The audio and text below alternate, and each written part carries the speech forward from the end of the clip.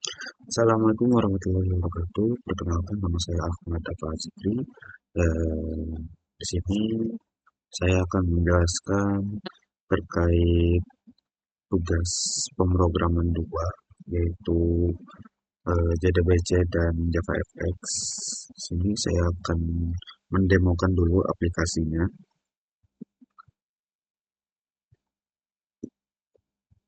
Oke, di sini langsung ke halaman login, yang dimana misalkan saya klik button masuk, maka akan muncul pop-up error. Jadi kita isi dulu username dan passwordnya terlebih dahulu. Nah, di sini langsung diarahkan ke halaman dashboard. Ada 4, data akun, data barang, pelanggan, dan transaksi. Nah, kita ke data akun dulu.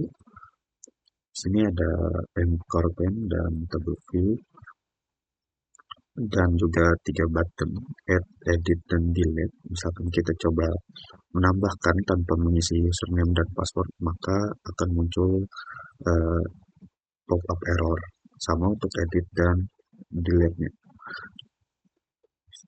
Nah, misalkan kita coba isi, misalkan di sini Dava, terus passwordnya kita ganti jadi Dava 1234, maka muncul pop-up informasi berhasil. Sama untuk edit dan delete.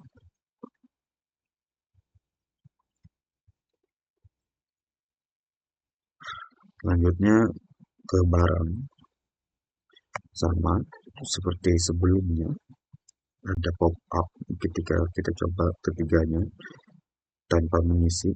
Terus selain itu ada juga validasi angka minus untuk harga dan stok. Misalkan di sini kita isi D, ini 1, dan di sini 1. Kita coba tambah, maka ada pop-up error. Sama untuk stok, ada error juga. Selain validasi minus, ada juga beda format. Misal karena harga dan stok itu harus angka, jika kita coba isi selain itu, maka bakalan ada pop-up error juga. Selanjutnya data pelanggan. Di data pelanggan sama aja, kurang lebih seperti sebelumnya. Misalkan untuk add, edit, dan delete, bakalan ada pop-up error. Dan misalkan kita coba tambahkan, ada bakalan pop-up sukses.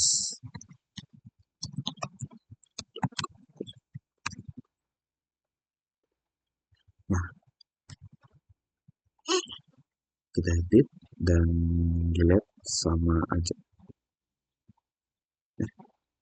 Nah, selanjutnya di transaksi ini sedikit berbeda dari sebelumnya, karena kita di transaksi ini memanggil dari data pelanggan dan data barang.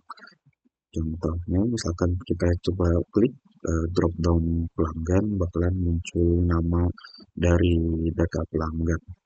Sekarang kita coba Andre Christian Nathanael, terus barang dari kipas angin, dia beli kipas anginnya sejumlah 10. Terus di tanggal 1 misalkan, kita coba simpan, akan langsung ditambah.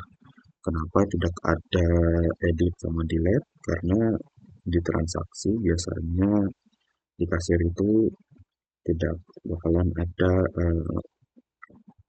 pengeditan atau penghapusan data transaksinya. Oke, selanjutnya kita akan menjelaskan codingannya. Pertama kita akan menjelaskan utilitas database connection terlebih dahulu.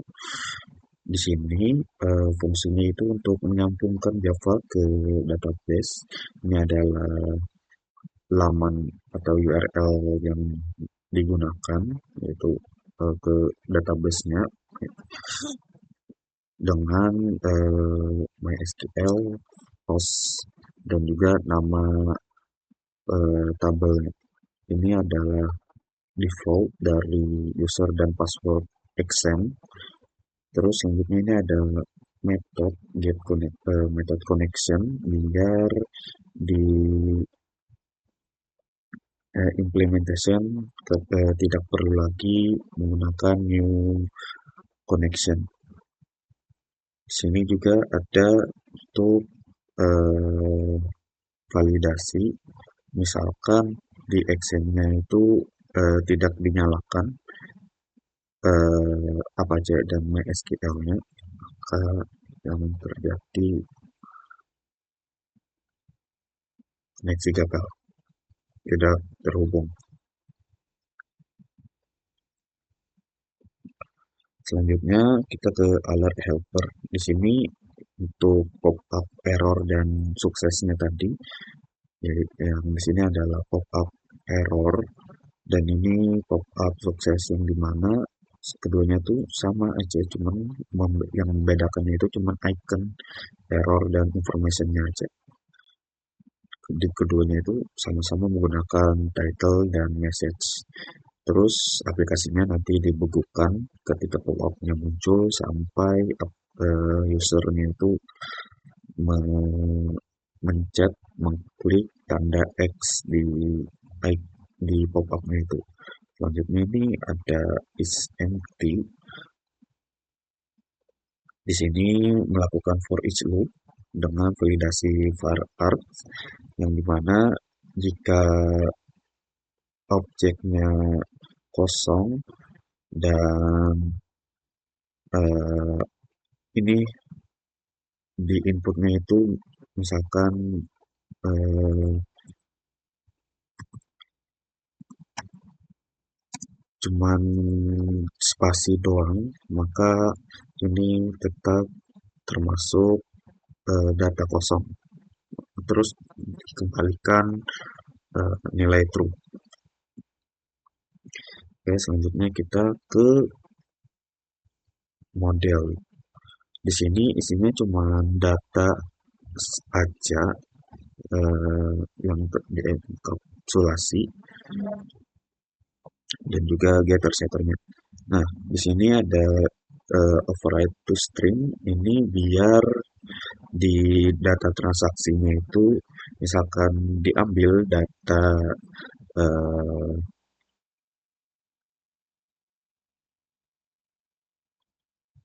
salah, yang pastinya ini biar bukan apa namanya,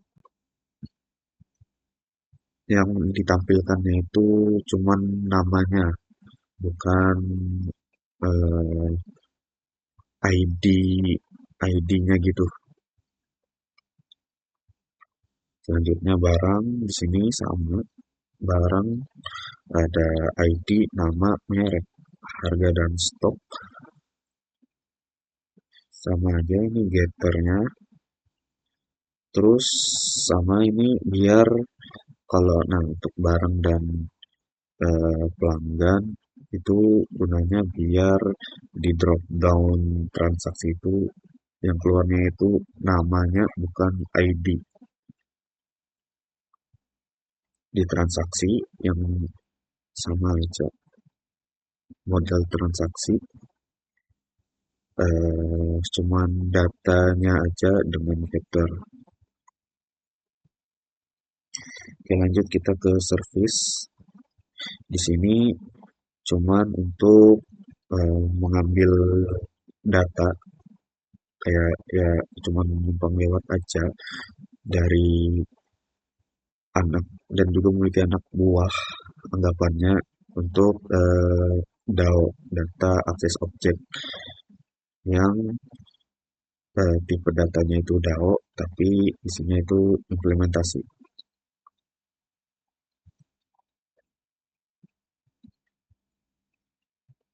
Sama aja untuk barang, service, dan transaksinya. Ini cuma untuk mengambil eh, data dari database. Yang membedakannya itu di transaksi yaitu ada eh, logika bisnis di sini menambahkan penjumlahan dari jumlah barang dikali harga biar di controller dan yang lain tidak perlu me- melakukan logika penambahan ini lagi, logika bisnis ini.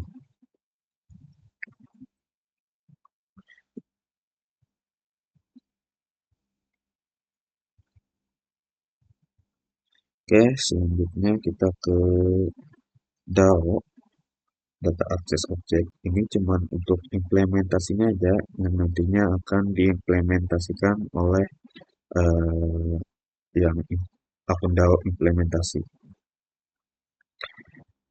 Sama untuk add, update, dan delete. Terus ini ke implementasinya, DAO implementasi ini biar eh, dari DAO tuh bisa menggunakan manggil lah dari data di database. Di sini menggunakan prepared statement biar tidak terkena inject SQL. Di sini untuk validasi login yang dimana ini ditandai dengan stakeholder tanda tanya karena nanti bakal langsung diisi di input. Oke, lanjut ke ini. Ini fungsinya untuk get all biar mendapatkan semua data di database-nya.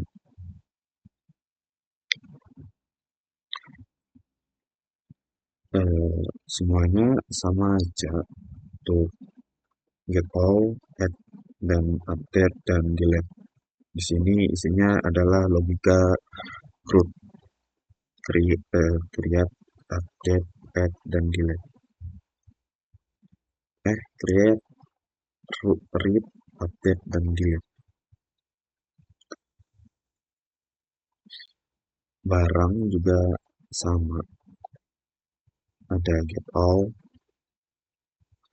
untuk memanggil semua data di database menggunakan prepared statement.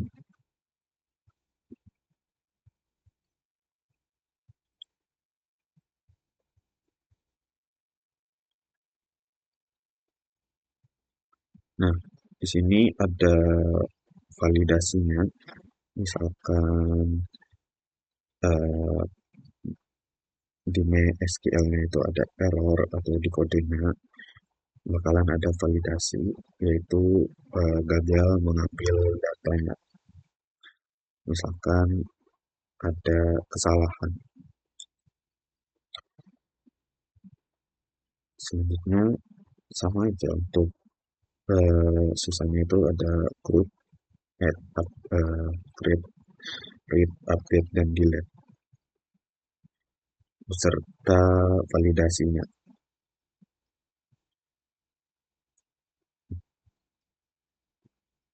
Selanjutnya pelanggan.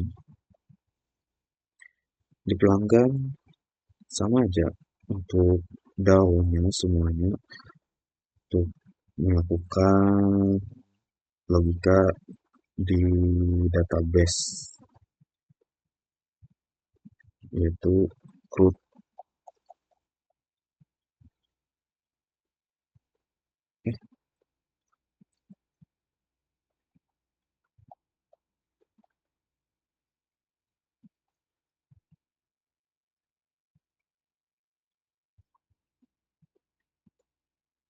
Mungkin yang membedakan cuma di transaksi karena di transaksi ini menambahkan inner join untuk mendapatkan data dari barang dan pelanggan dan juga bakalan menampilkan eh, namanya daripada eh, ID-nya.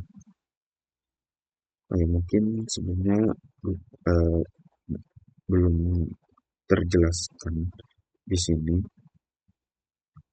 Yang ini untuk menambahkan eh,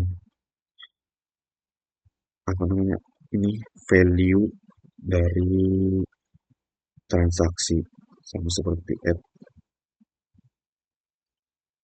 Itu kalau di add ini ada VID value, ini pelanggan, ini ID barang, jumlah total dan tanggal.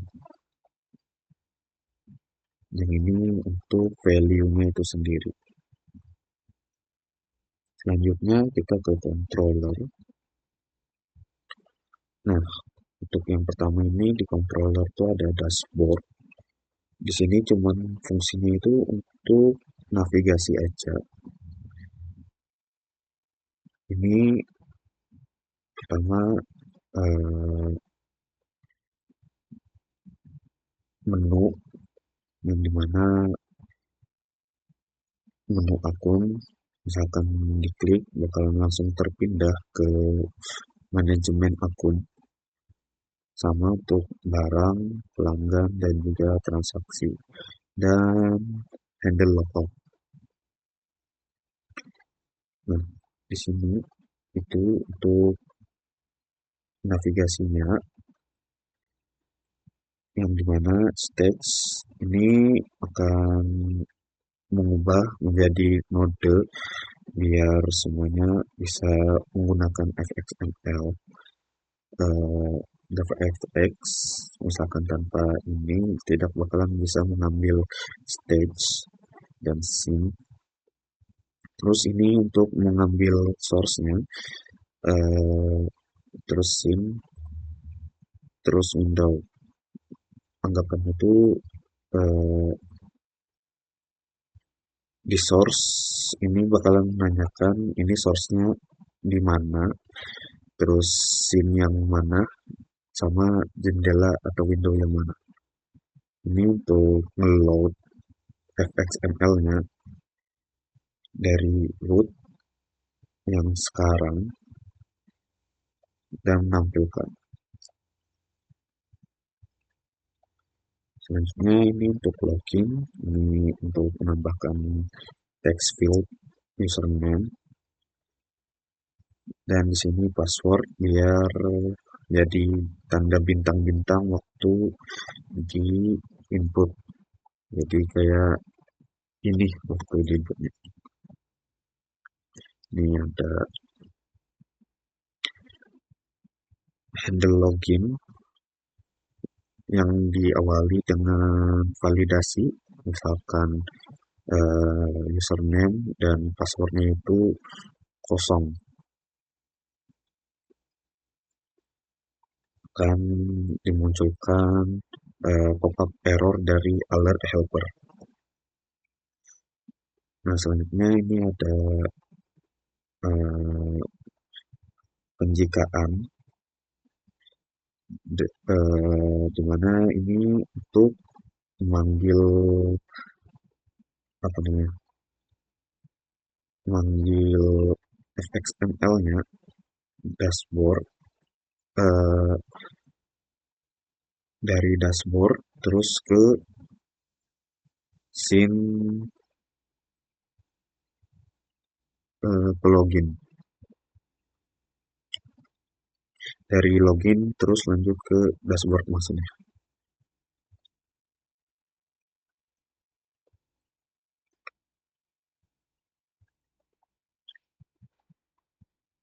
Yang nantinya di sini juga ada validasi, misalkan nama fxml-nya itu berbeda atau salah, karena di Java huruf eh, besar dan kecil itu sangat krusial. Ini misalkan login gagal, username atau passwordnya itu salah. Oke, lanjut ke manajemen akun controller. Di sini menambahkan fxml, menghubungkan dari Java ke fxml biar si Java ini membaca kalau ini adalah fxml, yang dimana manajemen akun ini mengimplementasi dari initializable. Jadi manajemen akun controller ini wajib ada yang namanya initialize.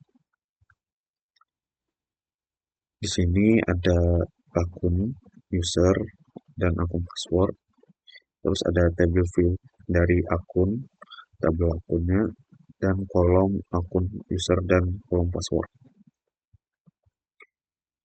Di initialize ini untuk mengambil dari kolom data kolom user, username sama password, terus ini di load datanya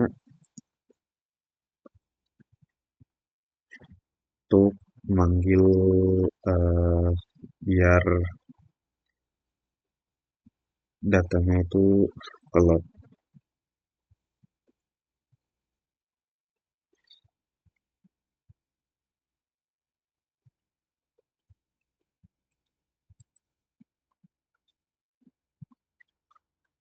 Load data ini biar eh, halamannya itu terrefresh.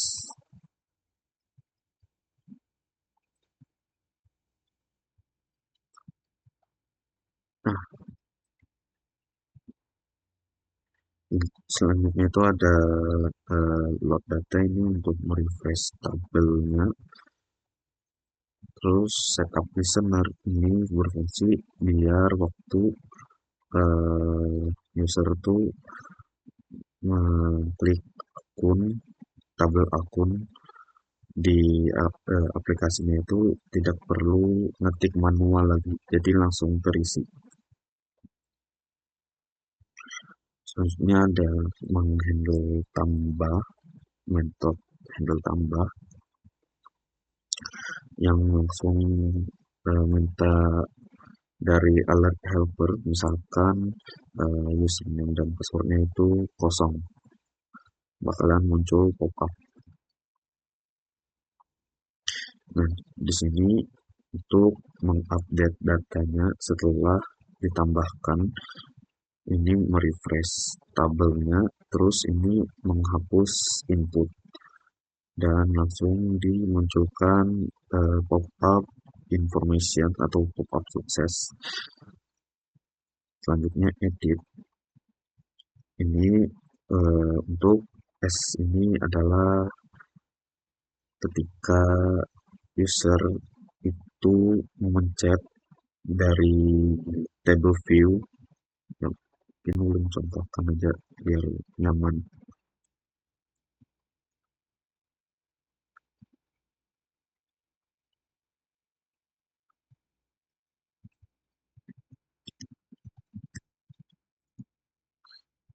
Ini misalkan diklik langsung eh, terselect S itu.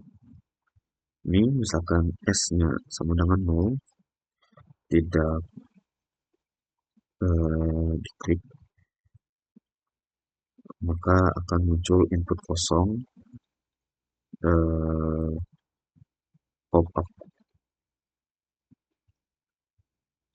Selanjutnya misalkan diganti, diedit isinya itu, maka langsung diupdate dari ID, user, eh, username-nya, passwordnya, dan langsung di refresh dan di clean atau dihapus inputannya tadi, dan menampilkan uh, information berhasil. Ini misalkan uh,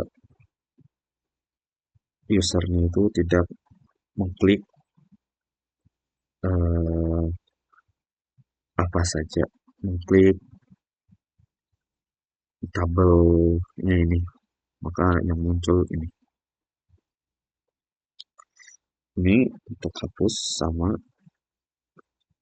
misalkan S-nya itu mengklik eh, yang dipilih, maka eh, akan dihapus akunnya itu. Terus di-refresh dan dihapus inputannya dan memunculkan pop-up information berhasil, dan jika tidak dipilih datanya maka akan menampilkan pop-up error. Ini untuk metode clean-nya. Ini handle back untuk kembali ke dashboard. Selanjutnya ke barang. Di barang ini kurang lebih aja sama dengan akun dan pelanggan, karena di sini cuma melakukan eh, tambah dan mengedit dan juga menghapus barangnya, menghapus datanya itu, dan kembali ke dashboard. Nah, yang membedakannya itu di transaksi, karena di transaksi ini ada combo box untuk di sini untuk menampilkan namanya, nama dari pelanggan dan barang. Ini untuk memanggil dari properti kolom data tanggal, nama pelanggan, nama barang, dan total harga. Ini harus sama persis, karena misalkan berbeda maka akan terjadi error. Meskipun itu hanya huruf besar dan huruf kecil. Ini untuk melot datanya dari pelanggan, dari barang, dan juga data utama yaitu transaksi. Nah, ini biar ditambah itu untuk mengambil ID dari pelanggan dan barang, terus di parsing dari uh, jumlah, biar di jumlah itu tidak akan minus, dan ya biar di jumlah itu tidak minus. Terus jual jumlah, jual di sini biar di clear inputannya, lalu menampilkan pop-up input, pop-up information berhasil. Dan misalkan datanya itu kurang lengkap, tidak semuanya dari pelanggan, barang, dan harga, dan juga tanggal, maka akan muncul ini. Nah, terus biar di sini itu ditampilkan nama dan bukan ID-nya, karena di sini cuma memanggil ID dari pelanggan dan barang, maka kita menggunakan yang toString tadi, yang ini, biar di drop down ini tidak menampilkan ID dari pelanggan maupun barang. Selanjutnya di main ini ada override dari start dari aplikasi yang udah bawaan dari JavaFX. Di sini misalkan database-nya itu gagal tersambung, di sini mati, maka di selain memunculkan pop-up, maka aplikasinya tuh langsung dimatikan, langsung exit. Di sini untuk ngeload langsung ke halaman loginnya terlebih dahulu dengan titel toko buku. Terus di sini untuk nge-launch dari aplikasinya itu, launch JavaFX.